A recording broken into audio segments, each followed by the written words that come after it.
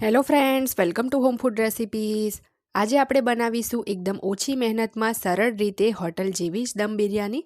Normally biryani બનાવવું ઘણી મહેનતનું કામ છે, પણ જો સ્ટેપ બાય સ્ટેપ રીતે એને બનાવવામાં આવે તો મહેનત અને સમય બંને ઓછા લાગતા હોય છે.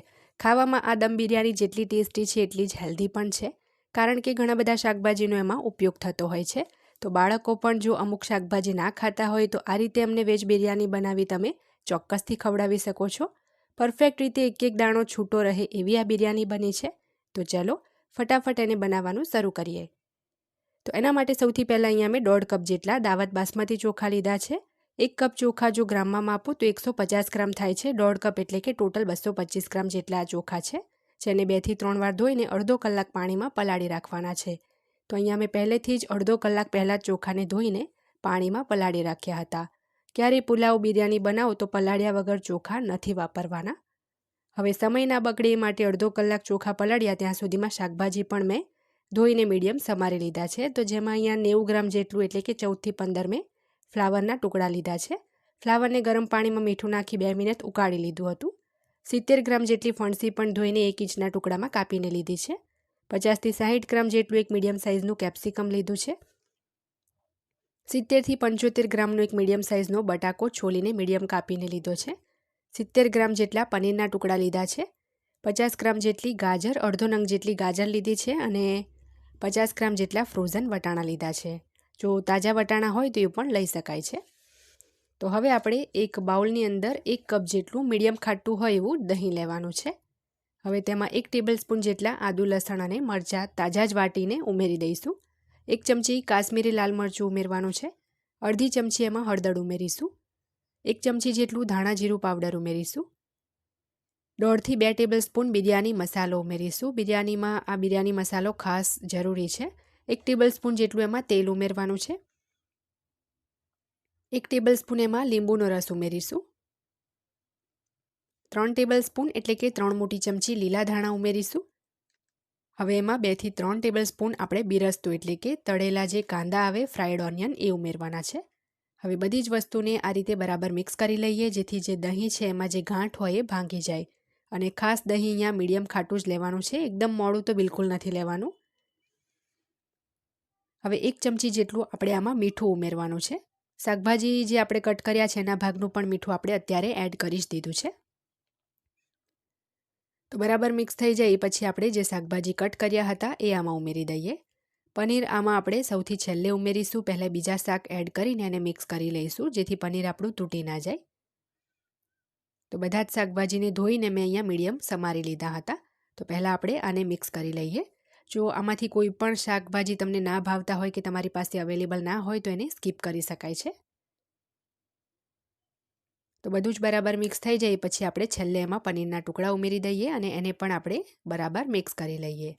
હવે આ જે વેજીટેબલ્સ છે એને 15 થી 20 મિનિટ આપણે આમ જ મેરિનેટ થવા દેવાનું છે. ત્યાં સુધીમાં આપણે આગળની પ્રોસેસ કરીશું. તો એ માટે પહેલાં આપણે ચોખા બાફી લઈએ. તો ચોખા બાફવા માટે એક મોટા વાસણમાં 1 લીટર મેં પાણી ગરમ કર્યું છે. ગરમ થાય એટલે એમાં ખડા મસાલા ઉમેરવાના છે, જેમાં 1 ઇંચનો તજનો ટુકડો, 1 સ્ટાર ફૂલ, 2 લવિંગ અને તમાલપત્ર ઉમેર્યું છે. અડધી ચમચી લીંબુનો રસ ઉમેરવાનો છે. 1 ચમચી જેટલું મીઠું ઉમેરીશું. હવે પલાળેલા ચોખા જે છે પાણી નિતારીને આપણે આમાં બધા જ એડ કરી દઈશું. આ ચોખાને આપણે અહીંયા 50 થી 60% જેટલા જ ચડવા દેવાના છે. તો એના માટે 3 થી 4 જ મિનિટ લાગશે. મીડિયમ ટુ ફાસ્ટ ફ્લેમ પર 3 થી 4 મિનિટ એને થવા દઈએ.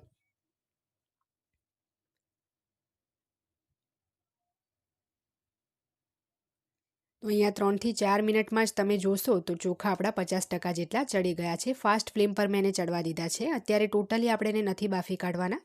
ચોખા હાફ કૂક થાય એટલા જ એને ચડવા દીધા છે. જો હાથમાં લઈને એને તોડીને જુઓ તો થોડા કડક પણ લાગશે અને તોડવા જશો તો તૂટી પણ જશે, એ રીતના છે.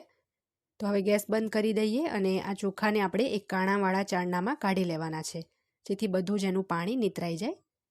અને ઘણા લોકો ચોખાને બાફીને એના પર ઠંડુ પાણી રેડી દેતા હોય છે, પણ અત્યારે આપણે જે 50% એટલે કે હાફ કૂક ચોખા કર્યા છે તો એના પર ઠંડુ પાણી રેડવાની ભૂલ નથી કરવાની. એક મોટી ડીશમાં પંખા નીચે ફેલાવીને આપણે એને ઠંડા થવા દઈશું અને ચોખા ઠંડા થાય ત્યાં સુધીમાં આપણે આગળની પ્રોસેસ કરીએ.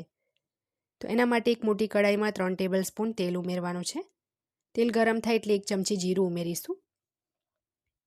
1/4 ટીસ્પૂન એટલે કે 5 ચમચી હિંગ ઉમેરીશું, 2 નંગ લવિંગ ઉમેરીશું, 1 ઇંચનો તજનો ટુકડો અને અડધું તમાલપત્ર ઉમેર્યું છે. બધું જ આપણે બરાબર મિક્સ કરીને 30 સેકન્ડ માટે એને સાંતળી લેવાનું છે. હવે એની અંદર આપણે 3 નંગ મીડિયમ સાઇઝના ટામેટાની પ્યુરી ઉમેરીશું અને ઢાંકીને 2 થી 3 મિનિટ આ પ્યુરીને આપણે ચડવા દેવાની છે. ટામેટાનો ઉપયોગ એમ તો બિરયાનીમાં નોર્મલી નથી થતો, પણ તમે એકવાર આ રીતે બનાવીને જોજો, એકદમ ટેસ્ટી બનશે. તો બીજી બાજુ અહીંયા 20 મિનિટ ટોટલ આ શાકભાજીને દહીં અને મસાલામાં મેરિનેટ થવા દીધા છે.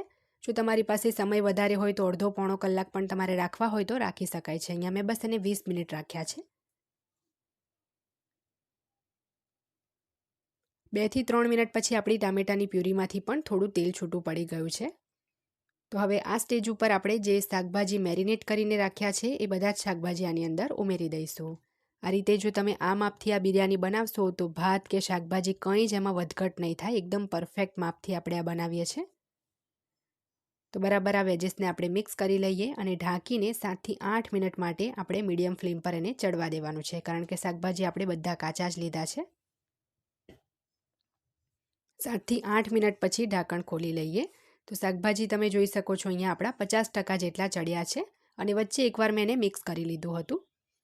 તો હવે આ સ્ટેજ ઉપર એમાં જે બાસમતી ચોખા બાફ્યા હતા એ બધા જ એમાં એડ કરી દઈશું.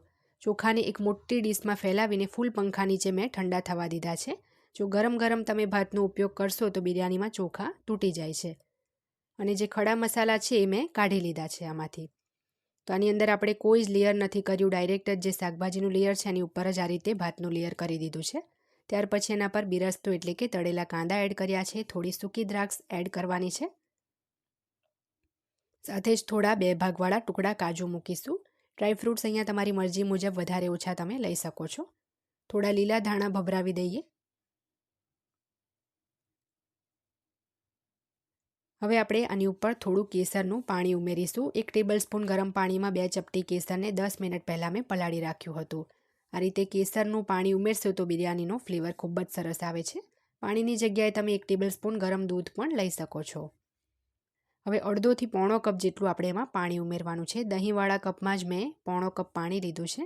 એમાંથી બસ અડધો કપ જ પાણી ઉમેર્યું છે અને ફાસ્ટ ફ્લેમ પર શરૂઆતમાં આપણે 5 મિનિટ માટે આ બિરયાનીને ઢાંકીને થવા દઈશું. તો 5 મિનિટ અહીંયા ફાસ્ટ ફ્લેમ પર એને દમ પર મેં રહેવા દીધી છે.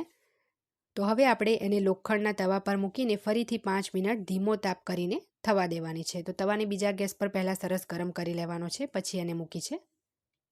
તો 5 મિનિટ ધીમા તાપે એને દમ પર રાખ્યા પછી ઢાંકણું ખોલી લેવાનું છે અને બિરયાનીને આ રીતે સાઈડથી ચેક કરવાની છે કે નીચે પાણી છે કે નહીં. તો તમે જોઈ શકો છો પાણી પણ નથી અને સરસ ચોખા અને શાકભાજી પણ ચડી ગયા છે.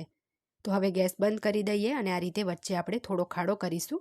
એની અંદર હવે આપણે નાની આ રીતે સ્ટીલની વાટકી મૂકીશું અને બીજા ગેસ પર એક કોલસો મેં સળગાવી લીધો હતો. એ સળગતો કોલસો આના પર મૂકીને એના પર 1 ચમચી આપણે ઘી ઉમેરવાનું છે. જેવું ઘી ઉમેરશું આ રીતે ધુમાડો નીકળવાનું તરત જ શરૂ થઈ જશે, એટલે ઢાંકણું બંધ કરીને 2 મિનિટ એમ જ એને રહેવા દઈશું. તો 2 મિનિટ પછી આપણે ઢાંકણ ખોલીને વાટકીને ચીપિયાથી પકડીને કાઢી લેવાની છે. આ રીતે જો તમે ધોંઘાર આપીને દમ બિરયાની બનાવશો તો એકદમ સરસ હોટલ જેવી આમાં સ્મોકી ઇફેક્ટ આવે છે અને બિરયાની પણ જુઓ બિલકુલ બળી પણ નથી ગઈ નીચેથી, એકદમ પરફેક્ટ થઈ છે. તો હવે એને આપણે સર્વ કરી લઈએ. આ બિરયાની સાથે ખાવા માટે એમ તો કઢી કે બીજી કોઈ જ વસ્તુની જરૂર નથી પડતી. તમે ચાહો તો એને કઢી સાથે કે કોઈ પંજાબી સબ્જીની ગ્રેવી સાથે કે પછી એમને એમ પણ ખાઈ શકો છો. એકદમ ટેસ્ટી બને છે. તો આજની આ રેસીપી જો પસંદ આવી હોય તો ટ્રાય કરવાનું ના ભૂલતા. ચેનલને સબસ્ક્રાઇબ કરી બેલ આઇકન ચોક્કસ દબાવજો. સાથે જ ફેસબુક પેજને પણ લાઇક કરી અને પણ ફોલો કરવાનું